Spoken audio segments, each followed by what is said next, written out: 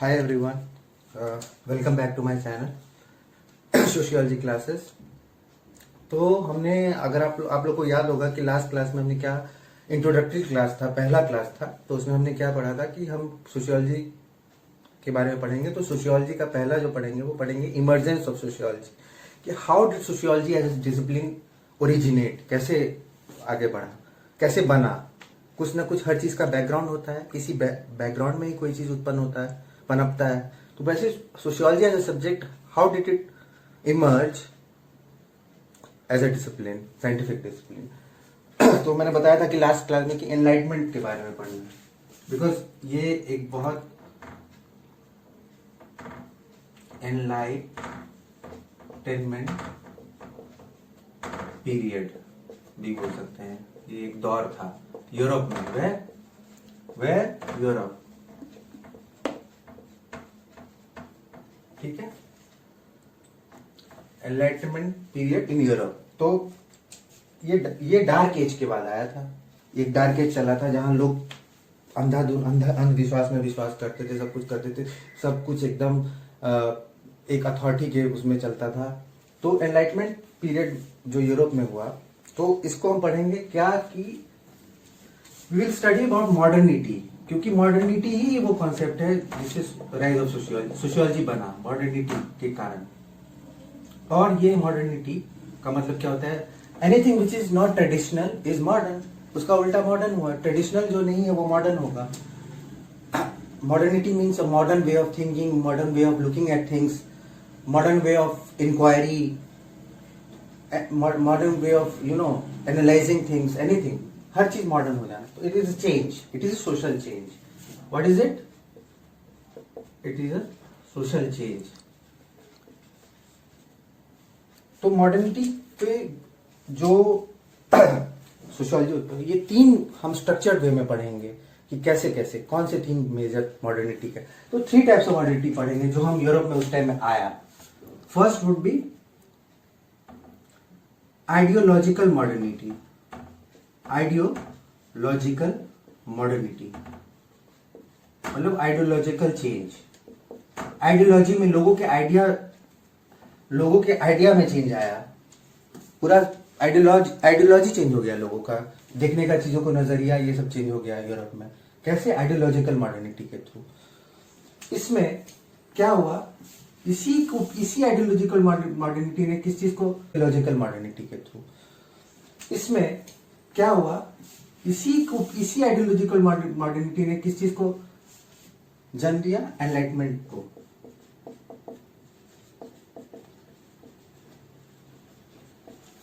इसी आप लोग चाहे तो थोड़ा नोट भी कर सकते हैं, तो क्या आपके पास बना रहेगा, because you will find it easy to study later on.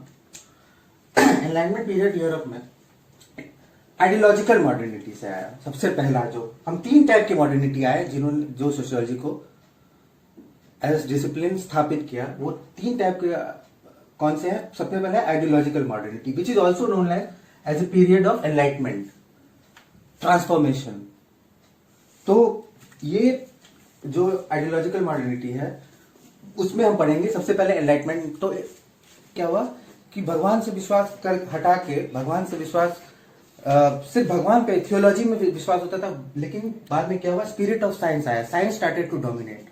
Cause and effect relationship, universal laws of nature could be applied to everything. ये सब बातें चलने लगी कि हम हर चीज को पढ़ सकते हैं, हर चीज का एक कारण होता है। सिर्फ अंधाधुंध विश्वास चर्च में नहीं, चर्च ने जो कह दिया वो नहीं। और इंटेलेक्चुअल राइटर्स ने भी उस टाइम की यही लोगों से अपील की थी कि जो चर्च कह रहा है वो मत मानिए, आप अपना सवाल उठाइए कि ये ऐसा क्यों है। Don't believe in the dogma, dogma में बिलीव मत करिए, डोमेटिक प्रिंसिपल्स में मत बिलीव करिए। तो ये चीज हटाया, स्पिरिट ऑफ साइंस। साइंस का स्पिरिट बढ़ा, साइंस को लोगों मान्यता दिया, स्पिरिट ऑफ साइंस। और इसी स्पिरिट ऑफ साइंस में you can say empiricism. Empiricism का मतलब क्या होता है? सोशियोलॉजी में हमेशा याद रखिए, एम्पेरिसिज्म होता है कि उस प्रिंसिपल पर कोई खोज जो थ्योरी पे बेस्ड ना हो, प्रैक्टिकल एक्सपेरिमेंट और प्रैक्टिकल एनालिसिस से ही डिराइव किया हो, वैसा नॉलेज, वो एम्पेरिकल नॉलेज हुआ। तो एम्पेरिसिज्म, तो स्पिरिट ऑफ साइंस और एम्पेरिसिज्म में लोगों का विश्वास हुआ, ये चेंज आया है। स्पिरिट ऑफ साइंस में भी आया है। चौथा क्या आया, रैशनल थॉट। रैशनल क्या होता है आप लोगों को पता ही है। रैशनल की मीन्स और एंड्स का पता हो कि हम ये कर, समथिंग इज बीइंग डन तो उसका क्या रिजल्ट होगा, calculated result, calculated outcome, that is rational. And also last वो तो हमने कर ही लिया है। तो ये सब चीजें नेट चीज हुआ, ये आप नोट कर लीजिए, क्योंकि ये यही बहुत शॉर्ट में और बहुत प्रिसाइजली आपको याद रहेगा। स्ट्रक्चर्ड वे में हम पढ़ रहे हैं मॉडर्निटी को, और जो मैंने आपको हर चीज के बारे में बता दिया। स्पिरिट ऑफ क्वेश्चनिंग, लोग सवाल उठाने लगे। फेथ इन ह्यूमन प्रोग्रेस, कि हाँ इंसान आगे बढ़ सकता है, विच इज ऑल्सो लेटर हम पढ़ाएंगे, आगे चल के हम पढ़ेंगे, जो कल्मिनेट हो जाता है पॉजिटिविज्म में, which also means positivistic approach, की सब चीज को साइंटिफिक वे में पढ़ा जा सकता है, ये होता है पॉजिटिविज्म। तो ये फेथ इन ह्यूमन प्रोग्रेस लोगों को होने लगा, यही बेस बनने लगी। तो this is what is enlightenment all about, very short. अब इसको हम मिलाएंगे। अब ये तो हो गया आपका कौन सा वाला मॉडर्निटी, आपको अभी बताया था मैंने, ये कौन सा वाला मॉडर्निटी हो गया, आइडियोलॉजिकल मॉडर्निटी, ठीक है। और इसी दौरान अब आ जाता है सेकंड, पॉलिटिकल मॉडर्निटी।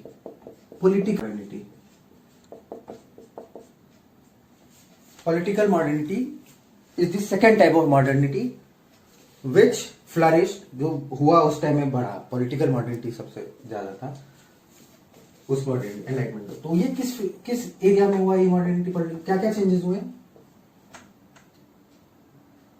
क्या क्या चेंजेस हुए।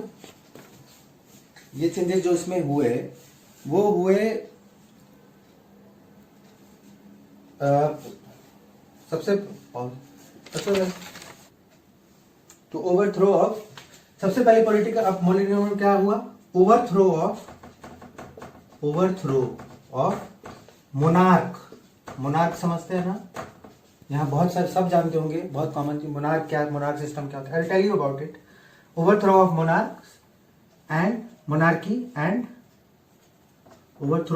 मोनार्की एंड स्टेट सिस्टम, ये दोनों चीज को हटा दिया गया, रिप्लेस कर दिया गया, हटा दिया गया बिल्कुल। लोगों ने तहस किया, रिवॉल्यूशन हुआ और ओवरथ्रो, हटा ही दिया इस मोनार्की और स्टेट सिस्टम को, जो कि सदियों से एज ए ट्रेडिशन चला आ रहा था। नाउ व्हाट इज मोनार्क में क्या होता है कि जनरली एक रूलर होता है और वही रूल करता है, सब पे शासन करता है, single authority, one person, and he gets this power through heredity. Monarch एक रूल करता है, फिर उसके बाद दूसरा करता है, उसका बेटा करता है, वो करता है, तीसरा करता है। सो मोनार्की में only one supreme power, that is the monarch, that is he is known as the monarch. तो मोनार्की और स्टेट सिस्टम क्या होता है, स्टेट सिस्टम में क्या होता है, तीन कंपोनेंट्स हैं स्टेट सिस्टम के, जो हुआ करता था उस टाइम में यूरोप में। आइडियाज ऑफ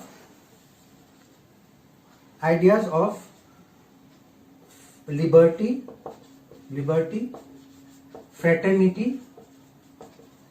एंड इक्वालिटी, ये तीन सिद्धांतों का जन्म हुआ।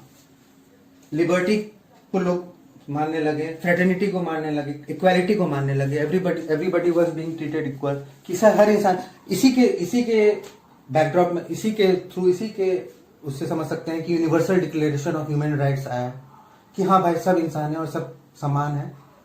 तो इक्वालिटेरियन सोसाइटी का एक निर्माण का बेस बन रहा था। और इसके अलावा universal laws, third one liberty, fraternity and equality, you can note down. और तीसरा था universal laws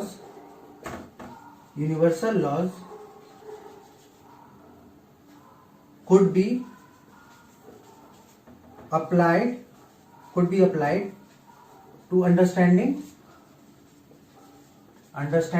what, any phenomena.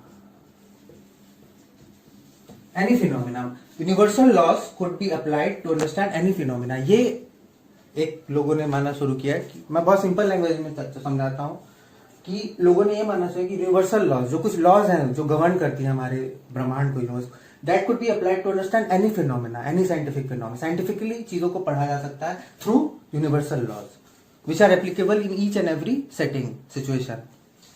और अब हम आ जाएंगे इसके अलावा last type of modernity enlightenment. अब हम तक हमने क्या, just recall it, the structured way में जो हमने पढ़ा है, just recall it. Enlightenment period Europe में आया मॉडर्निटी, तीन टाइप की मॉडर्निटी के through. Modernity was an instrument, आप ये भी कह सकते हैं मॉडर्निटी एक इंस्ट्रूमेंट है जो कि सोशियोलॉजी, जो कि उस टाइम के सोशल चेंज लाया, और इस सोशियोलॉजी का भी एक बैकड्रॉप में सोशियोलॉजी एक subject as a discipline develop कर रहा था, बन रहा था, उसकी नींव रखी जा रही थी, वो इन्हीं तीनों मॉडर्निटी के थ्रू।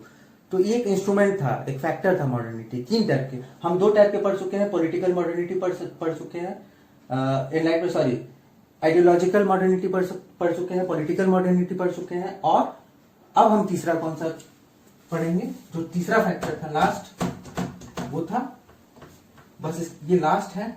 और इसी के स्ट्रक्चर में आप समझ सकते हैं, यू कैन, इसके बहुत ज्यादा डीप रीडिंग अगले उसमें हम डिस्कस करेंगे जब हम कॉम्टे को करेंगे कि कैसे पॉजिटिविज्म आया। लेकिन अब लास्ट जो था तीसरा वाला पॉइंट, वो था, उसमें हम डिस्कस करेंगे जब हम कॉम्टे को करेंगे कि कैसे पॉजिटिविज्म आया। लेकिन अब लास्ट जो था तीसरा वाला पॉइंट, वो था इकोनॉमिक मॉडर्निटी, आर्थिक मॉडर्निटी। आप समझ ही रहे हैं, everybody understands what is economic modernity. बहुत सिंपल। अब इकोनॉमिक मॉडर्निटी के तहत इस टाइप की जो वे of thinking, modern thinking I, economic sphere में जो आई, इकोनॉमिक रिल्म में जो आई, वो कैसे आई, उसमें क्या क्या चेंजेस आए इकोनॉमी में, जो आर्थिक व्यवस्था होती है लोग समाज की, वो कैसे आई, वो कैसे चेंज हुई। सबसे पहले क्या हुआ, rapid urbanization, rapid urbanization, rapid urbanization, so rapid urbanization. Second, मतलब बहुत सारे, हर जगह शहर में तब्दील होने लगा, शहर बनने लगा, टाउन्स बनने लगे, सिटीज बनने लगे, इकोनॉमी ऐसे डेवलप करने लगी, मार्केट, छोटे छोटे मार्केट्स बनने लगे, तो बहुत ज्यादा शहर बहुत सारे बनने लगे, अर्बनाइजेशन बहुत फास्ट होने लगा, rapid urbanization. Second one was mass production, mass production, जो उत्पादन था, प्रोडक्शन था गुड्स का, वो बहुत ज्यादा मास लेवल पे होने लगा, बहुत ज्यादा बड़े लेवल पे होने लगा, मास प्रोडक्शन। तो इससे आप खुद सोचिए कि इकोनॉमी से चेंजेस आ रहे हैं तो क्या होगा, मास प्रोडक्शन। तीसरा जो हम करेंगे, तीसरा वो था what is change from feudalistic society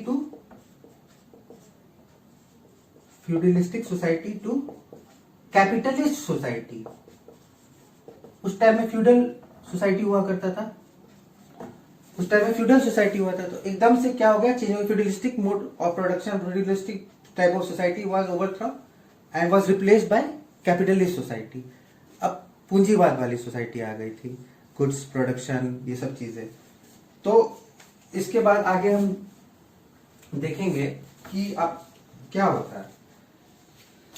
और आपको पहले भी बता चुका था कि साइंस का स्पिरिट कितना ज्यादा था। साइंस एक बहुत बड़ा वो चीज बन चुका था कि साइंस, साइंटिफिक वे में ही हर चीज को सोचा जा रहा था, साइंस सुप्रीम हो गया था, गॉड से भी ऊपर। तो साइंस का क्या था, रिलीजन जो था was replaced by what?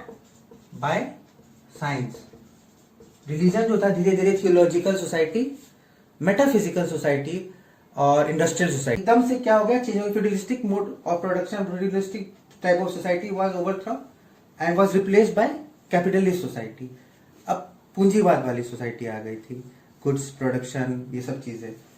तो इसके बाद आगे हम देखेंगे कि अब क्या होता है।